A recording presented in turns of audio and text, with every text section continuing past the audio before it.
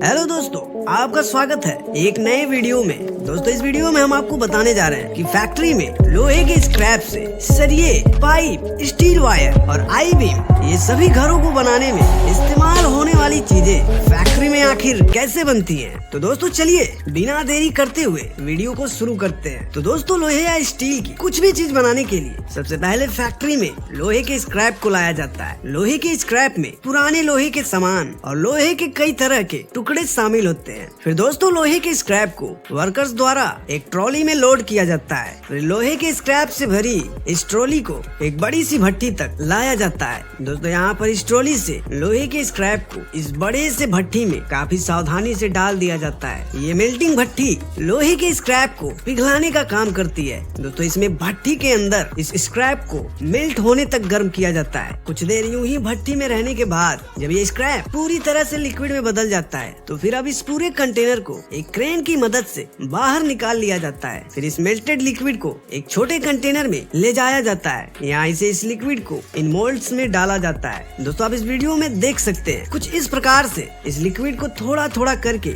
इन सभी मोल्ड्स में डाल दिया जाता है और थोड़ी देर ठंडा होने के बाद इन मोल्ड से इन गर्म बीम्स को बाहर निकाल लिया जाता है और फिर इन बीम्स के ठंडा होने पर एक जगह इकट्ठा कर लिया जाता है। दोस्तों, आपको बता दें, इन बीम्स की मदद से ही अब लोहे के सारे प्रोडक्ट बनाए जाएंगे। दोस्तों, अब इन लोहे के बीम्स से सरिया बनाने के लिए इन्हें एक कन्वेयर बेल्ट पर रखा जाता है। यहाँ से एक कन्वेयर बेल्ट इन्हें फर्नेस यानी भट्टी में ले जाता है, जहाँ इन बीम्स को रेड हीट होने तक गर्म किया जाता है। दोस्तों, ये 3000 डिग्री सेल्सियस टेम्परेचर पर गर्म होने के बाद जब ये बीम पूरी तरह से रेड हो जाता है तो इन बीम्स को एक एक करके अलग बाहर कन्वेयर पर डाल दिया जाता है। यहाँ से ये बीम्स आगे लगी डाइंग मशीन से गुजारा जाता है, जिससे ये बीम पतला और लंबा होता जाता है। एक बार इस बीम की आइडल लेंथ हो जाने के बाद इस बीम को सरिये के शेप में लाने के लिए मल्टीपल डाई मशीनों से गुजारा जाता है, जिससे ये बीम पतले और लंबे हो जाते हैं। यहाँ इस लोहे को एक डाई से निकाल कर दूसरी छोटी डाई में डाल दी जाती है। दोस्तों, इस तरह से इस लोहे को छोटी छोटी डाई में से गुजारते हुए ये पतला होते जाता है और एक सरिये की शेप लेने लगता है। इस तरह फाइनल डाई से गुजार कर ये लोहे की रॉड एक परफेक्ट सरिये की शेप में आ जाती है। फिर इसे ठंडा होने के लिए एक तरफ रख दिया जाता है और दोस्तों, ठंडा होने के बाद ही सरिया पूरी तरह से बनकर तैयार हो जाता है। और दोस्तों, स्टील के इन बीम को गर्म करके और भी लोहे के कई तरह के उत्पाद बनाए जाते हैं, जिनमें दोस्तों इस तरह के स्टील वायर भी शामिल हैं। तो दोस्तों, इन बीम्स को डाई में से गुजारते हुए काफी पतला वायर बना लिया जाता है। ये वायर डाई मशीन की मदद से तेजी से छल्लों के रूप में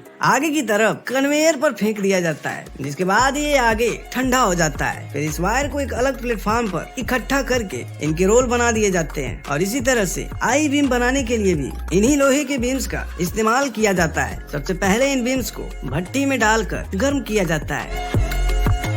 गर्म होने के बाद इन बीम को कन्वेयर की मदद से आगे प्रोसेस के लिए लाया जाता है। यहाँ इन बीम को सीधे ही एक डाई रोलर में से गुजार दिया जाता है, जो कि इसे दोनों तरफ से बीच में से दबा देती है। फिर और अच्छे से शेप देने के लिए एक बार फिर से इसे डाई रोलर में से गुजारा जाता है, जिसके बाद ये बीम एक आई बीम की शेप लेने लगता है। फिर इस बीम को फाइनली एक बार और डाई मशीन में से गुजारा जाता है दोस्तों, जहाँ ये परफेक्ट आई बीम की शेप में आ जाता है। फिर इस आई बीम को आगे ठंडा होने के लिए निकाल दिया जाता है। दोस्तों, इस तरह इन आई बीम को बनाया जाता है। इन आई बीम का इस्तेमाल ब्रिज और बिल्डिंग कंस्ट्रक्शन के साथ साथ बड़े बड़े